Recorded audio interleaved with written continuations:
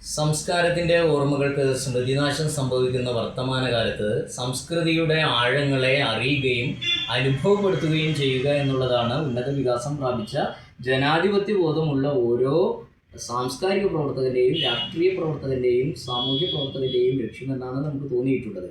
അതുകൊണ്ട് തന്നെ സമത്വ സദസ്സ് എടപ്പാളിൽ ഈ വരുന്ന ഫെബ്രുവരി 6-ന് ഈ കണ്ണൻ അനുസ്മരണം നടത്തുന്നു.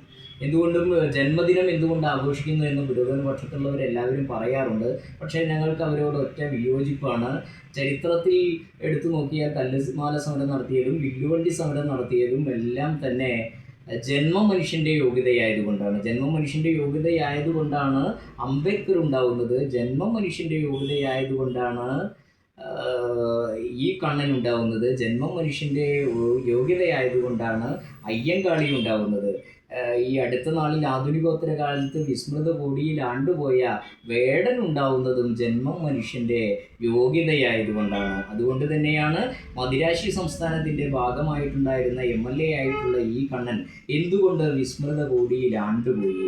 കുട്ടി അബ്ദുറഹ്മാൻ സാഹിബിൻ്റെയും സഖാവ് EM ശങ്കരൻ നമ്പൂതിരിപ്പാടിൻ്റെയും ഒക്കെ കൂടെയുണ്ടായിരുന്ന കൃഷ്ണപിള്ളയുടെയും ഒക്കെ സൗഹൃദ വലയത്തിലുണ്ടായിരുന്ന അദ്ദേഹം എന്തുകൊണ്ട് പിന്നെ വലതുപക്ഷവും ഇടതുപക്ഷവും എല്ലാം നിരാകരിച്ച് അവസാനം ഇപ്പോൾ ഈ കണ്ണനെ ആരും അനുസ്മരിക്കുന്നില്ല. അതുകൊണ്ട് തന്നെയാണ് ചരിത്രത്തിൻ്റെ ദൗത്യമെന്ന് കരുതി സമന്വയ സദസ്സ് അദ്ദേഹത്തെ ചേർത്ത് പിടിക്കുന്നത്. അതിൻ്റെ ഭാഗമായി ഒത്തിരി ആളുകളെ ഞങ്ങൾ ആദരിക്കുന്നുണ്ട്. കലാമണ്ഡലം അമൃത, ഡോക്ടർ സവ്യൻ, ഉണ്ണീഗഗരി തുടങ്ങി ഒത്തിരി ആളുകളെ ഞങ്ങൾ അതിൻ്റെ ഭാഗമായി ആദരിക്കുകയും ചെയ്യുന്നു. ഞങ്ങൾ ഒത്തുകൂടുന്നു. സാംസ്കാരിക സദസ്സ് എടപ്പാളിൽ ഫെബ്രുവരി 6 വെള്ളിയാഴ്ച എല്ലാവരും കൂടെ ഉണ്ടാവണം എന്ന് ആഗ്രഹിക്കുന്നു. നന്ദി, നമസ്കാരം.